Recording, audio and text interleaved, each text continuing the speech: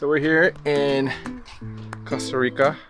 We're staying at this cabin place here for my sister's wedding.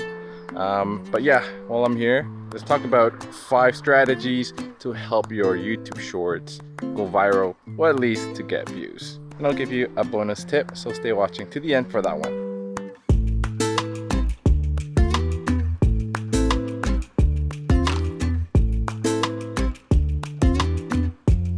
So I've been trying to post YouTube shorts for a while now.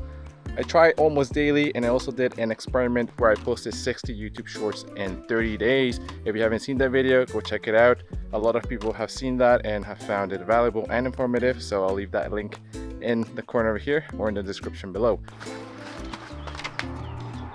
It's a little too bright.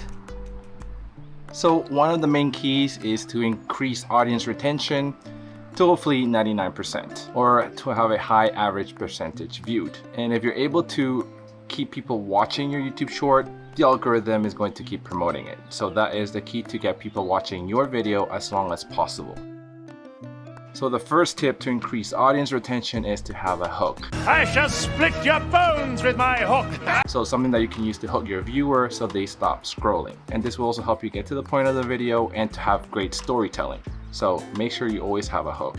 Some examples of some hooks are some of these. What does 8K camera footage looks like with the Sony a7R V? So there's this new piece of AI that is going to turn your crappy audio and instantly make it sound like you recorded it in the studio. So there's a brand new feature in Adobe Premiere Pro that you haven't heard about.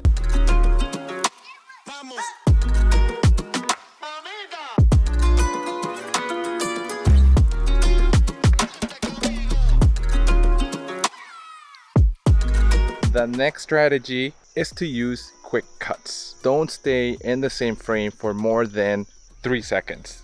And I would even say shorten that to about 2 seconds if you can. So you want to keep your video entertaining so your viewer does not leave your video. So a rule of thumb is to switch your frame every 2 to 3 seconds, either by a combination of a talking head video with B-roll or other things that you want to cut to. Okay, switch it up. So right there, that's where we were hiking earlier, inside that rainforest, where we saw that really cool blue lagoon.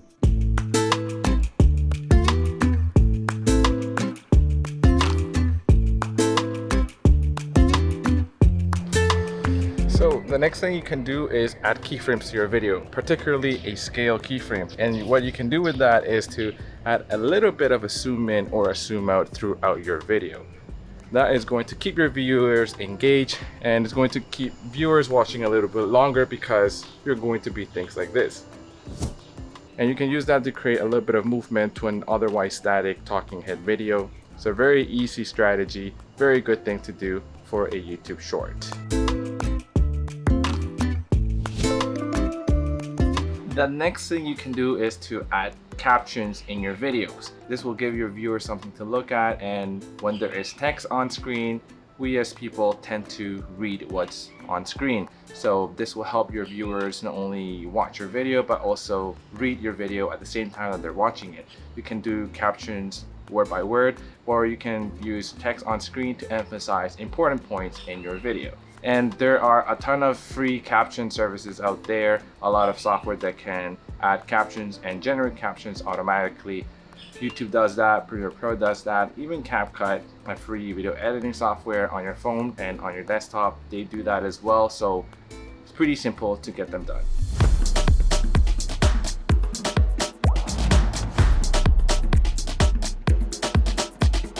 Another strategy you can use to make your videos more interesting is to make them loopable. And that way you get maybe a view and a half or 2 views from your viewers instead of 1. Oh, we're exposed here. And I have a full video on how you can loop your videos. I'm getting eaten alive by the mosquitoes right here. I have a full video. I'm gonna get back, apply some mosquito repellent first, but I have a whole video on how to create looping videos. So I'll link it up here for you to check out so you can get an idea of how that is done. But to give you an example, here is one looping video. This clip helps you carry your camera hands-free. You can attach it to the strap of your backpack, Attach the Arca Swiss plate to your camera. It is an all-metal construction and it's also waterproof. Oh, and it can also withstand 200 pounds of weight. Well, that is heavy. But I couldn't test that claim for obvious reasons. But if you were wondering, this clip helps you carry your camera hands-free. The wedding is done. It was very lovely. And I also went scuba diving for the first time and it was very scary.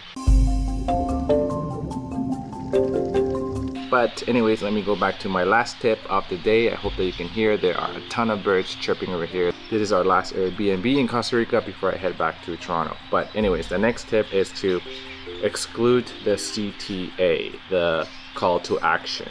So in my long form videos, I like to include a subscribe for more or make sure you hit the like button. And that is my cue, or that is your cue, to hit the like button and subscribe right now if you haven't already. But in a YouTube short, you don't really say that because people are quickly swiping.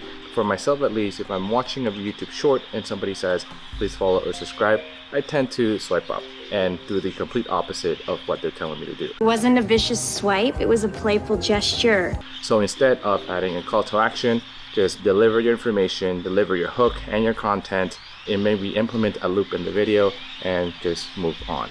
All right, and the bonus tip is to stick to a schedule and stay consistent. One thing that I like to do is to create YouTube shorts in bulk, maybe 5 to 7 of them, so at least I have a YouTube short that I can share once per day in a week. I usually try to share between 5 to 7 YouTube shorts a week, and that has helped me to make my workflow a little bit more simple, just to edit and record YouTube shorts in batches. And it's important to note that you're not going to go viral with just a single YouTube short. Wait, really? That might happen, but the chances of that are quite low. So the more you put out, the more chances you have for your YouTube shorts to get the views. And the more YouTube shorts you put out, the more YouTube views you're going to get overall, which in turn will benefit your channel because it will bring viewers and potential subscribers to your channel. So this is the end of the video. I hope that you found something useful and you can use some of these strategies to create YouTube shorts that can get the views. If you enjoyed this content, please hit the like button, subscribe if you haven't already, and I'll see you when I get back to Toronto. Bye.